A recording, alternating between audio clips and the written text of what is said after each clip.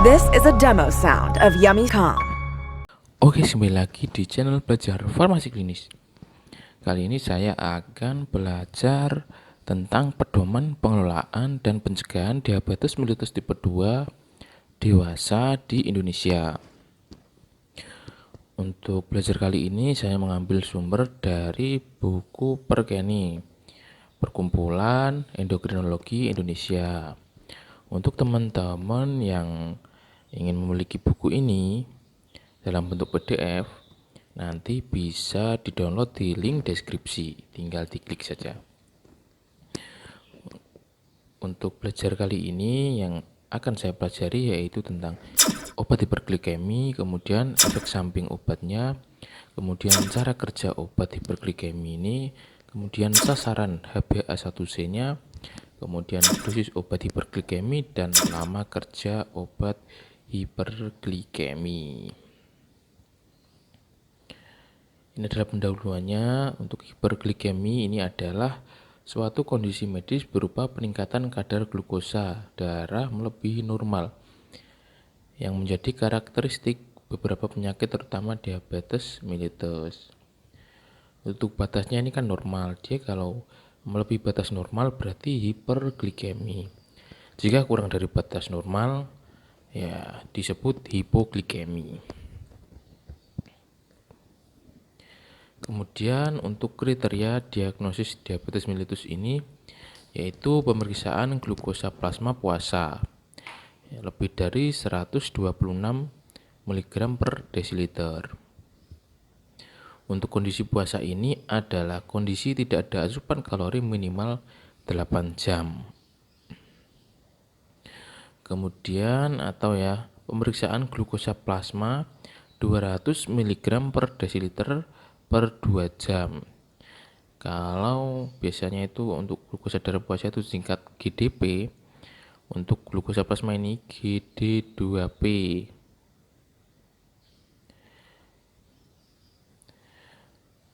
Tes toleransi glukosa oral TTGO dengan beban glukosa 75 gram. Untuk TTGO ini ada caranya sendiri, guys. Ada tesnya sendiri, ada cara-caranya. Kemudian pemeriksaan glukosa plasma sewaktu GDP berarti ya. Lebih dari 200 mg per desiliter dengan keluhan klasik. Atau pemeriksaan HbA1c ya. HbA1c ini juga bisa digunakan sebagai tolak ukur diagnosa diabetes, yaitu lebih dari 6,5% dengan menggunakan metode yang terstandarisasi oleh National Glycohemoglobin Standardization Program (NGSP).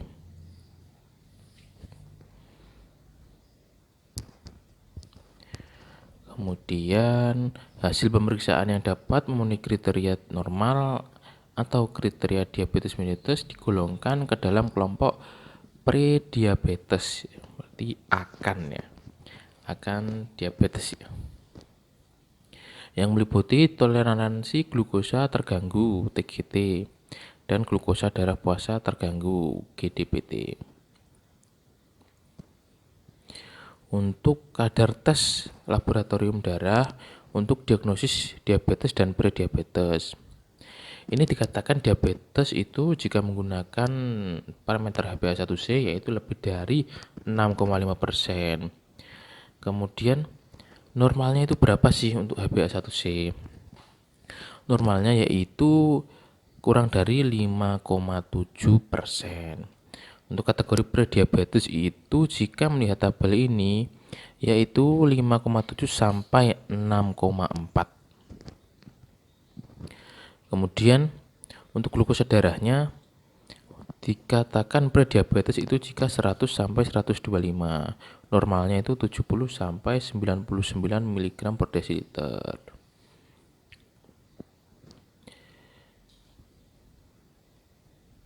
Ini adalah sasaran kendali glukosa darah HbA1c kurang dari 7%, individualisasi ya.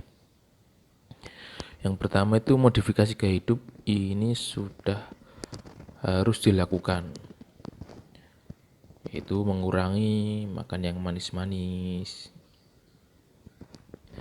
Kemudian HbA1c saat diperiksa 7,5% itu mendapatkan monoterapi ya. Dikatakan monoterapi berarti obatnya itu cuma satu ya. Boleh dari berbagai jenis obat tapi cuma satu. Misal dikasih metformin ya metformin saja. Untuk HbA1c kurang dari 7,5%. Kemudian jika HbA1c-nya itu naik ya, lebih dari 7,5%, itu dikombinasi dua obat dengan mekanisme yang berbeda. Jadi butuh kombinasi misalnya glimepirid dengan metformin, kemudian glibenclamid dengan metformin ya.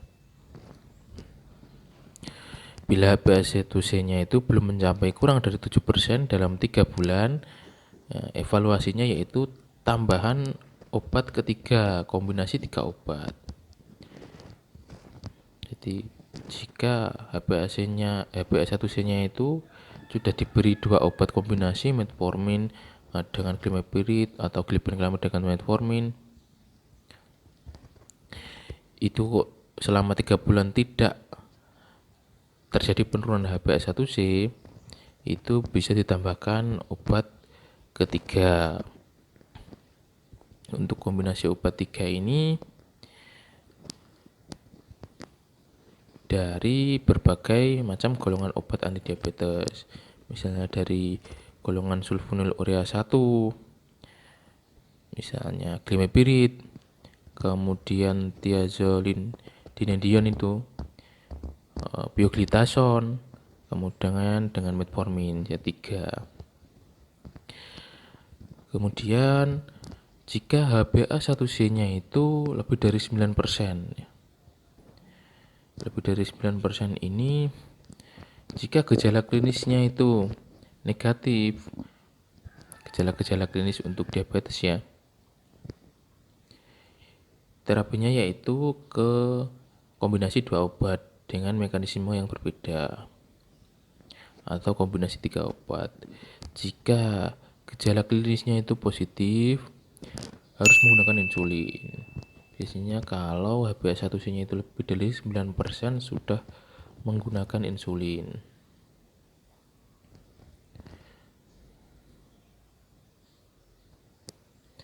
Kemudian ini adalah profil obat antihiperglikemia oral yang tersedia di Indonesia. Untuk metformin ini kan golongan biguanid ya. Cara kerja utamanya yaitu menurunkan produksi glukosa hati dan meningkatkan sensitivitas terhadap insulin. Efek samping pemberian metformin yaitu dispepsia, diare, dan asidosis laktat. Untuk persen penurunan HbA1c-nya yaitu 1-1,3%. Kemudian thiazolin dinedion. Ini contoh obatnya pioglitazone.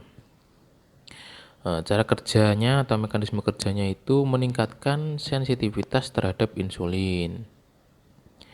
Efek samping obatnya yaitu edema atau udem atau bengkak. Untuk penurunan HbA1c-nya yaitu 0,5% sampai 1,4%. Kemudian sulfonylurea, contoh obatnya yaitu glimepirid, glibenclamid. Kemudian untuk mekanisme kerjanya meningkatkan sekresi insulin. Efek samping utamanya berat badan naik, hipoglikemia. Untuk penurunan HbA1c-nya yaitu 0,4 sampai 1,2%. Kemudian selanjutnya adalah golongan obat glinid, repaglinid contohnya ya. Untuk efek samping glinid ini yaitu sama seperti sulfonylurea, berat badan naik, hipoglikemia. Kemudian penurunan HbA1c-nya itu 0,5 sampai 1%. Kemudian penghambat alfa glukosidase, penghambat DPP4. Contoh obatnya itu akarbos. Ya, jadi mekanisme kerjanya itu menghambat absorpsi glukosa, meningkatkan sekresi insulin dan menghambat sekresi glukagon. Untuk efek sampingnya yaitu flatulen, tinja lembek, sebah atau muntah. Kemudian persentase penurunan HbA1c-nya itu 0,5 sampai 0,9%. Nah, jika melihat persentase penurunan HbA1c-nya itu ya, berarti dapat dikatakan persentase penurunan HbA1c yang paling tinggi yaitu pertama di golongan obat thiazolidinedion atau pioglitason. Kemudian yang kedua golongan obat biguanid ya, metformin 1,3%. Kemudian sulfonylurea 1,2%. Begitu kita cara membacanya. Kemudian ini selanjutnya adalah keuntungan, kerugian, dan biaya obat anti hiperglikemi. Ini contoh kelas biguanid ya. Jelas obatnya metformin. Keuntungannya tidak menyebabkan hipoglikemia. Kemudian menurunkan kejadian CVD. Untuk kerugiannya atau efek sampingnya itu ya gastrointestinal. Kemudian resiko asidosis laktat. Kemudian defisiensi vitamin B12 ya, kekurangan vitamin B12. Untuk biayanya dia rendah. Jika dilihat dari biayanya, biaya yang paling rendah yaitu dengan menggunakan terapi metformin. Walaupun dia biayanya rendah, tapi kita lihat tadi efektivitas penurunan HbA1c-nya dia nomor 2 ya. Nomor 2 penurunan HbA1c-nya. Nomor satunya yaitu thiazolidinedion atau pioglitason. Jadi jika kita menghitung cost minimalis atau biaya ya, biaya minimal dengan efek yang tidak lebih kurang, itu metformin sangat diperhitungkan. Kemudian selanjutnya sulfonylurea. Sulfonylurea ini biayanya sedang.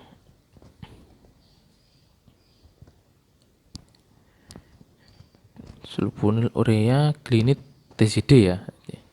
Jadi 3 obat ini biayanya sedang. Kemudian biaya yang paling tinggi yaitu golongan penghambat SGLT2. Contoh obatnya itu dapagliflozin, canagliflozin, dan empagliflozin. Ini biaya yang diberikan itu tinggi. Jadi paling efektif itu yang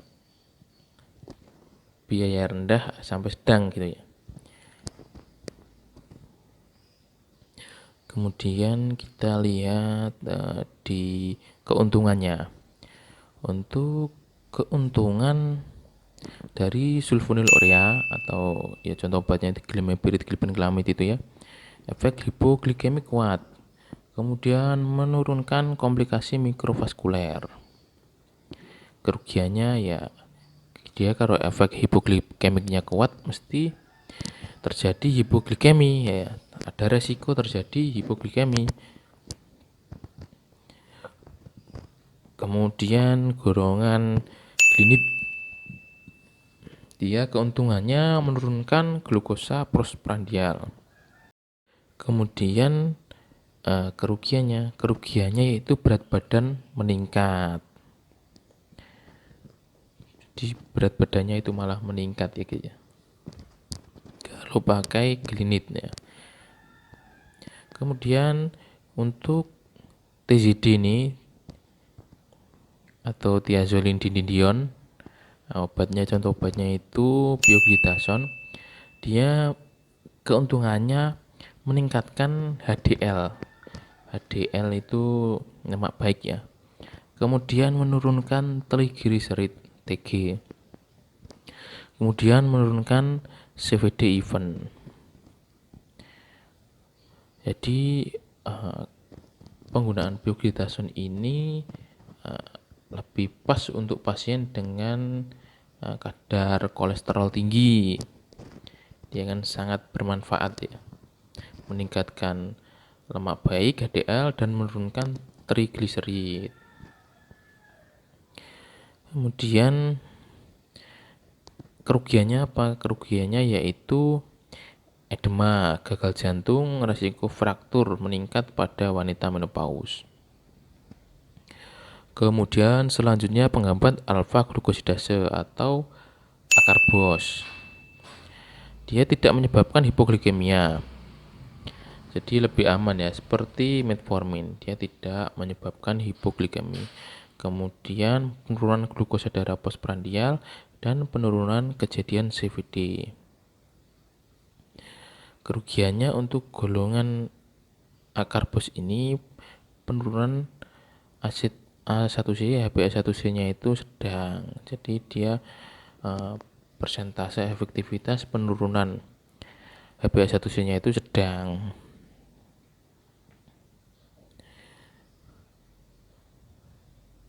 Selanjutnya ini adalah lampiran daftar obat anti hiperglikemia oral.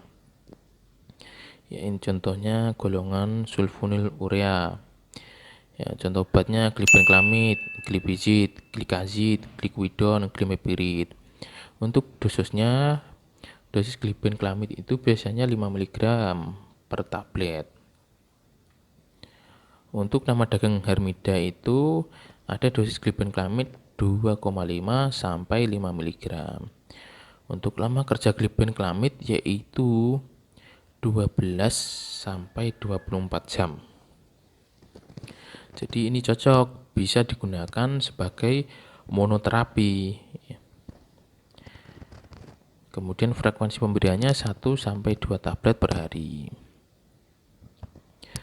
Kemudian yang kedua glipizid ya. Glipizid ini dosisnya 5 sampai 10 mg. Kemudian untuk diamikron ya, diamikron ini 30 sampai 60 mg per tablet. Untuk lama kerja glipizid ini 12 sampai 16 untuk dosis 5 sampai 10 ya. Kemudian untuk dosis 30 sampai 120 itu bisa sampai 24 jam. Frekuensi pemberiannya cukup 1 hari. Kemudian untuk golongan glikazid dosisnya itu 80 mg per tablet. Lama kerjanya itu 10 sampai 20 jam. Untuk frekuensi pemberiannya ya cukup dengan 1 sampai 2 saja. Kemudian ya ini gliclidon. Gliclidon ini dosisnya 30 mg per tablet ya. Untuk dosis hariannya itu 15 sampai 120.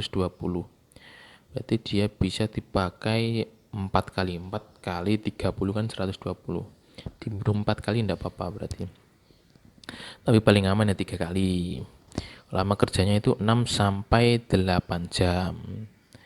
Jadi butuh frekuensinya pemberiannya itu 3 kali ya maksimal itu. Kemudian untuk sulfonylurea ini waktu pemberiannya yaitu sebelum makan. Kemudian selanjutnya glimepirid ya, ini tidak asing lagi. Dosisnya itu ada glimepirid 1, glimepirid 2, glimepirid 3 dan glimepirid 4. Untuk lama kerjanya yaitu 24 jam. Jadi frekuensi pemberiannya cukup 1 saja. Kemudian selanjutnya adalah golongan thiazolidinedion atau pioglitason ya obatnya. Pioglitason ini Untuk dosisnya itu 15 sampai 30 mg per tablet. Untuk dosis maksimal penggunaan perharinya 15 sampai 45 mg. Dia efektivitasnya itu 24 jam. Kemudian frekuensi pemberiannya dalam satu hari itu cukup satu dan tidak tergantung jadwal makan. Maksudnya tidak tergantung jadwal makan itu bisa diberikan sebelum makan, sudah makan, atau saat makan, tidak apa-apa. Kalau golongan sulfonylurea itu kan harus penggunaannya itu sebelum makan. Kemudian selanjutnya penghambat alfa glukosidase atau akarbos. Ini ada dosis 15 sampai 30 atau ini 50 sampai 100 ya. Untuk frekuensi pemberiannya yaitu 3 kali ya dalam sehari. Cara penggunaannya bersama suapan pertama. Khusus untuk akarbos ini saat kita mau makan, setelah 1 sendok kita minum akarbos. Selanjutnya untuk biguanid atau metformin ya. Ini metformin ini dosisnya itu 500 ada, kemudian 850 mg juga ada, dan 1000 itu juga ada, 1000 mg per tablet. Jadi ada 3, 500, 850 dan 1000. Kemudian pemberiannya itu 1 sampai 3 kali ya. Dan cara menggunakannya bersama atau sudah makan.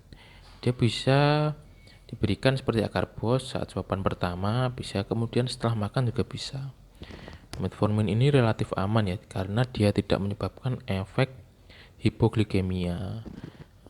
Untuk sulfonylurea dia kan menyebabkan efek hipoglikemia. Jadi makanya itu dia diberikan sebelum makan. Ini contoh-contoh obat kombinasi ya.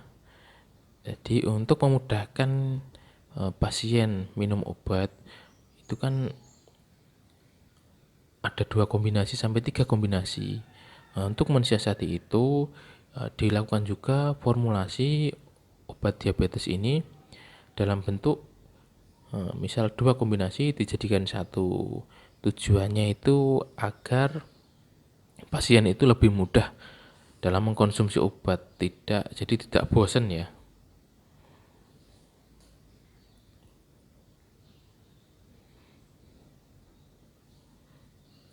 Selanjutnya ini penggunaan insulin. Insulin ini kan jika HbA1c-nya itu lebih dari 9%. Insulin ini dibagi menjadi kerja cepat atau rapid acting atau ASPAT. Kemudian kerja menengah atau NPH intermediate. Kemudian kerja panjang atau long acting. Kemudian juga ada insulin analog kerja ultra panjang, ultra long acting. Kemudian insulin manusia campuran atau human premixed. Kemudian analog campuran premixed. Untuk penggunaan insulin ini jika memang HbA1c-nya itu sudah lebih dari 9%, ini kita memerlukan insulin harian total atau disingkat IHT ya. Itu sudah ada perhitungannya di video sebelumnya, teman-teman bisa melihat. Kemudian contoh-contoh obat insulin kerja cepat ini insulin lispro, aspat, gluisin, kemudian insulin faster aspat. Contohnya itu ya Apidra, Novorapid. Kemudian kalau insulin short acting, Humulin Actrapid nih, kerja pendek. Kemudian untuk kerja panjang ya, long acting ini insulin Glargin dan Detemir. Glargin ini contohnya Lantus, untuk Detemir ini Levemir.